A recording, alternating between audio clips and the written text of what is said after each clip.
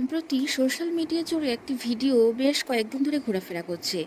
পুরীর জগন্নাথ মন্দিরে একটি ঈগল পাখি মন্দিরে ধ্বজা উড়িয়ে নিয়ে চলে যাচ্ছে।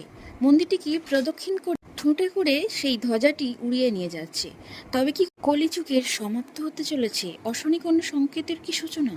ভারতের মন্দিরগুলোর মধ্যে এই পুরীর জগন্নাথ মন্দিরের বিভিন্ন এমন ঘটনা রয়েছে যেগুলো রহস্যময়ের ভরা, অলৌকিকতায় ভরা। এই মন্দিরে ঘটে যাওয়া যে কোনো ঘটনাকেই কেউই হেলায় ফেলে দিতে চান না।